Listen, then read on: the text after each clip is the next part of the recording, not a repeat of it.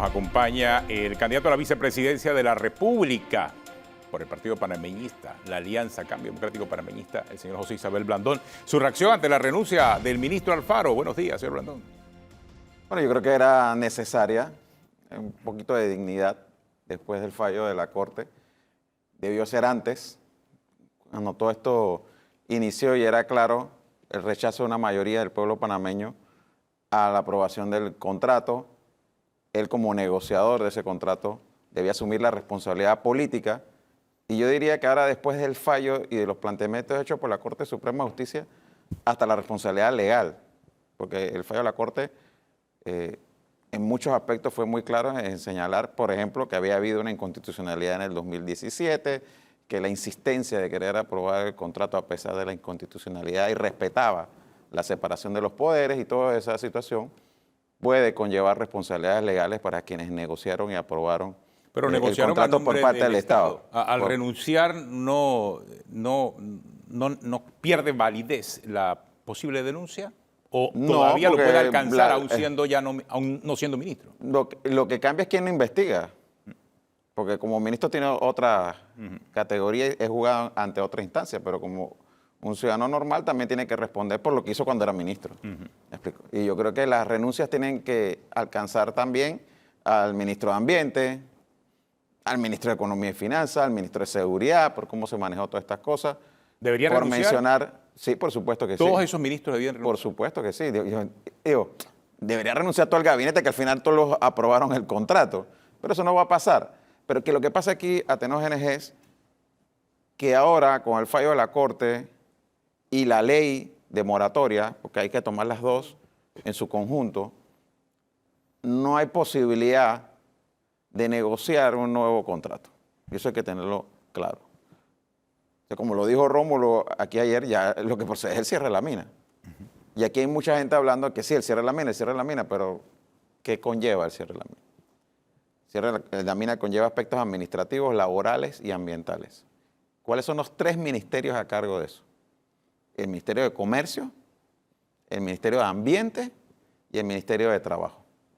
¿Qué credibilidad podían tener esos tres ministros que habían participado, sobre todo el de Ambiente y el de Comercio, de la negociación del contrato que fue declarado inconstitucional, para ser quienes, en nombre del Estado y de todos los panameños, llevaran adelante el proceso de cierre de la mina? Lo que propusieran, nadie les iba a hacer caso. Y por eso nosotros sí creemos que, políticamente hablando, una de las cosas que tienen que pasar es que se renueven las figuras. Y cuando digo renueven las figuras, no es eso que hicieron ayer, de que bueno, sale el ministro de Comercio y entra el secretario de Energía a ocupar el cargo de él. Iba a decir eso, si el cambio de figuras o de caras era lo que le iba a generar credibilidad al gobierno. No, yo creo que el gobierno tiene que buscar, primero aceptar que hoy no tiene capital político alguno, ni credibilidad. Y desde la aceptación de eso y entendiendo que lo que viene ahora es un cierre de mina en donde se van a tener que sentar con la gente de First Quantum a definir cómo va a ser la salida de esa, porque ellos están ahí ahora mismo. Y no es que se van ellos y el Estado va a ver, entonces, ¿a quién meto ahí a cuidar los activos y las situaciones ambientalmente riesgosas que están dentro de la operación de la mina? Tú tienes que poner gente que tenga algún mínimo de credibilidad. Y gente que tenga ahora un mínimo de credibilidad va a ser gente que no va a venir ni desde el partido de gobierno, ni siquiera desde los otros partidos, sino gente que tú puedas decir que la gente diga, mira, esta persona sí me da a mí un nivel de seguridad de que va a hacer las cosas con objetividad y pensando en los intereses del Estado. Yo creo que tendría que buscar gente, por ejemplo, en el caso del Ministerio de Ambiente, de gente dentro de organizaciones ambientales. ¿Pero usted cree que eso se va a dar en la práctica? Digo, sería a lo mejor lo ideal, mira, pero es que en la práctica... el problema es que si no se da, nos guste o no, a este gobierno le quedan 7 meses. En 7 meses pueden pasar un montón de cosas con respecto al tema de la mina. ¿Me explico? O sea, porque hoy nosotros podemos decir, bueno, contractualmente hablando, ¿cuál es la base de la relación entre el Estado y First Quantum si la Corte ya declaró que es inconstitucional el contrato? Entonces, aquí hay un tema del Estado exigiéndole a First Quantum una responsabilidad de cerrar la mina que ellos han operado y que ellos han hecho, porque todo lo que está ahí lo hizo First Quantum. tú en teoría, cuando tú haces y operas una mina, tú tienes la responsabilidad de cerrarla. Y en el estudio de impacto ambiental del 2011 estaba el tema de cerrar la mina.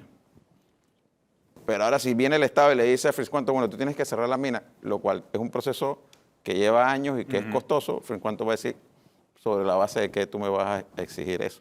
Y esto es muy posible que termine con un litigio en donde el Estado le reclama a First Quantum asumir los costos del cierre de la mina. Eso sería un litigio paralelo al arbitraje que ya vienen. Sí, porque First Quantum puede querer demandar al Estado. Yo sinceramente creo que, como otros lo han dicho, que al final First Quantum perdería esa demanda. Y asimismo el Estado puede demandar a First Quantum diciendo nosotros queremos que tú pagues los costos del cierre de la mina y de resanar toda el área que fue afectada por la operación de la mina. Pero eso también puede ser algo que, que First Quantum me decía, ¿así cuántos millones es que es eso? ¿Cómo no? Ahí está la plata. Lo más seguro va a ir a un litigio. La pregunta es, mientras tanto, ¿qué va a pasar? ¿Quién le va a dar mantenimiento a la mina? ¿A las tinas de relave? ¿Quién le va a dar mantenimiento al puerto? ¿Quién le va a dar mantenimiento a la generadora de energía de carbón que hay ahí? ¿Y quién le va a dar mantenimiento a todas las instalaciones que están allí?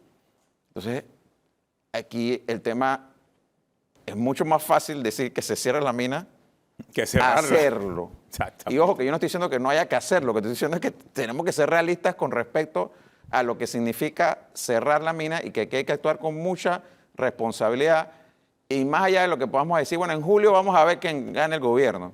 Pero es que de aquí a julio faltan 7 meses.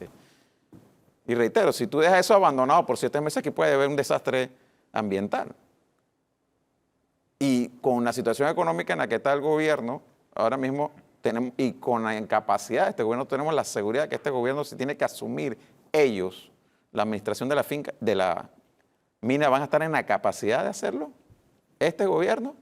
Entonces, por eso yo creo que el gobierno tiene que hacer el esfuerzo de convocar a otras fuerzas políticas, económicas, ambientales. Incluso ayer yo estaba reunido con un grupo de ambientalistas. Hay una organización que se llama la Unión Internacional para la Conservación de la Naturaleza, de la cual Panamá como Estado es parte, y Panamá puede pedirle asistencia técnica a esta organización que tiene un capítulo panameño, y ese capítulo panameño ya estableció una mesa de trabajo para ver, bueno, qué implicaría el cierre de la mina, ambientalmente hablando, económicamente hablando, administrativamente hablando. Y los trabajadores también, ya vemos el comunicado ayer de la empresa, la suspensión de contratos, es decir, son muchos escenarios aquí a los que hay que buscarle solución. Claro, y entonces, de nuevo, la pregunta es, ¿este gobierno tiene la credibilidad frente al país de poder llevar adelante durante los próximos 7 meses el cierre de la mina? A mí me parece que no. Entonces, recomendación concreta, porque aquí al final nos podemos quedar hablando de lo que pasó y echándonos culpas unos al otro, pero aquí hay una cuestión concreta que tenemos que ver. ¿Cómo vamos a hacer el cierre de la mina? En Panamá no hay legislación sobre cierre de minas, por ejemplo. Entonces, aquí hay gente, hay países con más experiencia en minería, Perú, Chile, Canadá, Europa. Hay varios países con experiencia en minería que ya han cerrado minas de las dimensiones de la mina de Donoso. Entonces, busquemos asistencia allá y quien le corresponda hacerlo es al gobierno. Y así como en un momento dado, en una crisis con respecto a la Caja del Seguro Social en el 2005-2006, se llamó el PNUD para que el PNUD mediara a buscar una solución en ese momento, yo pienso que buscar un organismo internacional como sería la UICN sería una salida para que ese organismo, a través de expertos internacionales, orientara el proceso de cómo sería el cierre de la mina en Donoso. Ahora bien, señor Blandón, hablando en términos políticos específicamente, y conociéndolo usted, sabiendo la experiencia que tiene, que ha pasado también por momentos en diferentes cargos, administraciones, ha pasado por la Asamblea. La decisión que tomó el gobierno a 6 meses de las elecciones, al pasar esta iniciativa en la Asamblea de la forma en que la pasaron, no fue una imprudencia.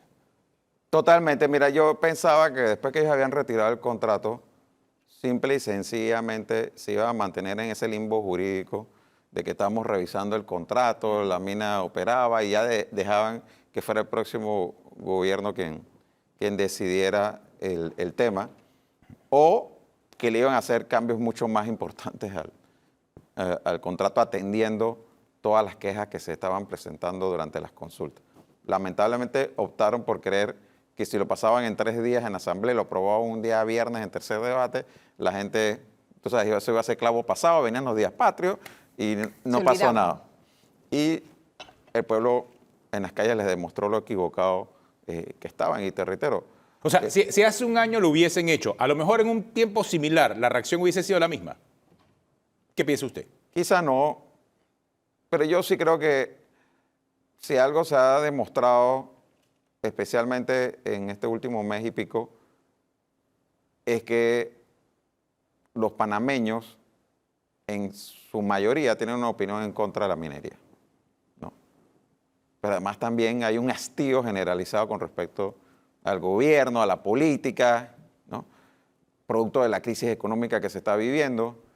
Y lo que se vio fue una explosión social que tuvo como detonante el tema de la mina, pero que no es la única razón por la que la gente salió a la calle. Y por eso todavía la situación no se termina de calmar del todo, aunque sí han habido hitos importantes gracias a esa lucha ciudadana, cuyos méritos del pueblo, la aprobación de la ley de moratoria y el fallo inconstitucional en un tiempo récord, digámoslo claro, aquí las inconstitucionalidades se demoran años.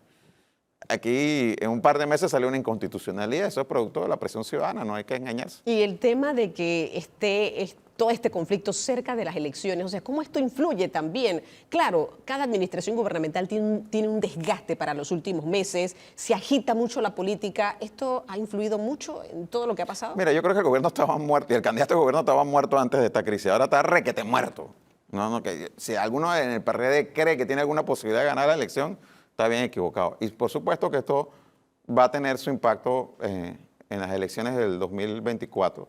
Hay algunos que están tratando de sacar todo el provecho político de esto y querer ganarse el protagonismo de esto, cuando en realidad los protagonistas de esto fueron miles y miles de ciudadanos que, sin responder al llamado de nadie en particular, salieron a protestar. Gente de partidos, gente de no partidos, muchos panameñistas salieron a protestar, como al igual que otros ciudadanos, porque realmente los unió un sentimiento de patria, los unió un sentimiento de que no quieren un Panamá con minería, y eso todos, los que estaban a favor, los que estaban en contra de la mina, lo tienen que reconocer hoy en día. De nuevo, como lo dijo Rómulo ayer, esa discusión ya se acabó, el pueblo habló, la Corte falló, y aquí lo que hay que hacer es cerrar la mina. Lo que hay que hacerlo es de la mejor manera posible, de la manera más responsable, porque la experiencia que Panamá ha tenido con, entre comillas, cierre de minas, es que ha sido abandono de las minas. No, deja la mina y tira, porque Panamá, a pesar de que aquí, por ejemplo, cuando hablamos de minas, tú piensas en Donoso, piensas en Petaquilla, piensas en Remance, pero aquí hay minas de piedra caliza, aquí hay minas de arena, que hay una serie de explotaciones mineras, y Panamá, a pesar de todo eso, no tiene aún hoy una legislación sobre cómo se cierra una mina, ni por ley, ni por reglamentación del Ministerio de Ambiente. Entonces, hoy que vamos a tener que ver cómo cerramos la mina a cielo abierto de cobre más grande de Centroamérica, ni siquiera tenemos una ley de cómo hacerlo. Entonces, eso es algo que debiera entrar en el debate. ¿Quién va a regular el proceso? Si va a ser una ley en asamblea, va a ser un decreto del Ministerio de Ambiente, pero de nuevo, tú tienes de ministro de Ambiente alguien que estaba defendiendo la mina. Entonces, ¿con qué credibilidad va a supervisar el proceso de cierre de la mina? Y no es nada en contra del ministro Micía de Concepción, a quien yo conozco en lo personal, pero es que tiene que reconocer que tiene una responsabilidad política, y el costo político de lo que ha ocurrido le toca pagarlo a los miembros del gabinete que más cerca estuvieron de toda esta negociación. Tan sencillo como eso. Ahora, en el caso particular suyo, ¿usted siempre fue pro ambiente? ¿Usted siempre estuvo en contra de la mina? Porque no recuerdo que había opinado mucho acerca de la mina en el pasado. No, yo a lo largo de mi vida política siempre he manifestado mi oposición a que Panamá se desarrolle a través de la explotación minera. Lo que sí he dicho, y yo no voy a decir ahora que no dije eso, lo que sí dije fue que la mina de Donoso existía y que no era responsable de hablar de cerrar la mina así porque sí, sino que había que ver, o se buscaban mejores condiciones para el país, o se hacía un plan de cierre, que ese plan de cierre iba a tomar varios años. ¿Me explico? Ayer estaba uno de los que más opuesto estaba a la mina, Felipe Argote, diciendo, no hay que cerrar la mina, lo que hay que hacer es que el Estado asuma la administración de la mina. Bueno, pero que eso no es lo que estaban diciendo Ya, vamos por otro lado. hace unos días atrás. Lo que sí es ¿Me explico? cierto- Entonces, lo que te digo es que la gente en la calle fue bastante radical en ese sentido de decir, no es que no queremos la mina y hay que cerrarla. Y bueno, ya el pueblo habló. Lo que sí es cierto es que cuando ese contrato entró a la Asamblea, usted creo que era suplente del señor Marco Ameglio, ¿verdad? En la Asamblea, en ese momento, 1997. Yo no participé del debate, pero Marco Ameglio votó en contra del contrato. Exactamente, está en los registros que votó en Sí. contra. Eso sí es un elemento importante porque ahí está la prueba, ahí está Sí, la prueba sí. histórica, Sí. de que Marco Ameglio, que era su diputado principal en ese momento, votó en contra en 1997. Y mira, porque y ya todo el mundo se está yendo a... Bueno, ¿y quiénes fueron los que aprobaron o rechazaron originalmente esto, no? Cuando se aprobó la ley Chorizo en el gobierno de Martinelli, que fue una ley donde se incluyó un artículo que era el que quería abrir la puerta a que Quantum participara. Exactamente. Yo no estaba en el país en ese momento, pero yo instruí a mi suplente a que no votara con la ley Chorizo, y ahí está que el único diputado oficialista Exactamente. que no votó a favor de la ley Chorizo fue el suplente José Blandón. Entonces, pues te reitero, yo en eso he sido consecuente a lo largo del tiempo y he dicho, yo no estoy a favor de la minería, pero sí creo que existiendo ya la mina, había que ver cómo podíamos manejar eso de la manera más responsable y conveniente para el país. Yo creo, y lo llegué a plantear, que una de las posibilidades era que el Estado asumiera el control de la mina, que fuera una empresa estatal y que el Estado fuera quien operara la mina. Pero el pueblo dijo, no queremos minería, punto, no me importa quién sea. Entonces tú tienes que respetar la decisión de la mayoría. Al final tú eres un mandatario, tú respondes a quien te da el poder, que es el pueblo. Y bueno, si el pueblo lo que está pidiendo es que se cierre la mina, eso es lo que hay que hacer. Pero ahora hay algunos que estaban diciendo que que dijeron primero que no había que cerrarla, después que sí había que cerrarla, y ahora, bueno, espérate, vamos a ver, a lo mejor sí es bueno que el Estado la opere. Entonces pongámonos de acuerdo, porque esto hay que verlo, reitero, con responsabilidad. En un momento quienes quisimos ver los temas con responsabilidad, nos dicen, no, que tú eres promina. No, yo no soy promina. Pero yo tampoco puedo venir aquí y cantarle un cuento de hadas a la gente y decirle, vamos a hacer del puerto de la mina un puerto crucero. Para que vayan a ver qué. La mina que no se ha cerrado todavía. Ahí no hay ni carretera ahora mismo. ¿Me explico? Entonces, el proceso de cerrar una mina es un proceso que va a tomar años, que durante el tiempo que dure el cierre de la mina, si no se va a estar operando la mina, esos costos los va a tener que asumir alguien. O los asume el Estado o los asume Quantum. Esa es la realidad. Claro, me queda una duda, y ahora que hemos visto lo que ha pasado en estas más de 4 semanas, hay temas puntuales, por ejemplo, el tema del presupuesto, que está latente y que se acaba el tiempo porque es hasta finales de este mes. Pero ¿usted cree que lo que pasó a nivel de la población que salió a marcha, salió a protestas, tuvo que ver específicamente por un tema ambiental? ¿O temas como estos que vienen ahora, tema de presupuesto y otros más que estoy seguro están en el tapete, también pudiesen generar ese tipo de manifestaciones masivas como las vimos en la calle? ¿Cómo usted ve el escenario de ahora en adelante? Porque creo que con esto, no sé si a nivel político, ustedes lo ven como un antes y un después. Ustedes piensan, no, fue un tema minero, un tema ambiental, algo que estaba en tendencia y se hizo. O sea, ¿cómo lo ven ustedes? Yo sí creo que marca un antes y un después. Yo no creo que es una llamada de capullo. Yo creo que es una generación que despertó y que ve su poder y que tiene un sentido de patria. Yo creo que las protestas, uno lo que más veía era la bandera de Panamá, cantos patrióticos. O sea, yo siento que lo que pasó ha sido positivo para el país. Pero ocurrirá con otros temas. En términos sociales y políticos. Pero aquí nosotros tenemos una situación económica extremadamente complicada que si no se resuelve, que si no se atiende, va a llevar a más protestas en lo que queda de este gobierno. Y empezando el próximo gobierno, no importa quién gane el gobierno, porque tú tienes aquí ahora mismo un país altamente endeudado, un país que lo más probable es que va a perder el grado de inversión, y no solamente por el tema de la mina, ya eso del perder el grado de inversión viene de hace algunos años atrás, no exclusivamente ahora por el tema de la mina, vienes con un país que tiene una situación también, producto de estas protestas, hubo un impacto económico fuerte. La pandemia, todavía aquí hay gente que no se ha repuesto a la pandemia, y la protesta de julio del año pasado, la protesta de ahora de octubre y noviembre de este año, hay gente que está realmente reventada con la lengua afuera. Y frente a esa situación, el próximo gobierno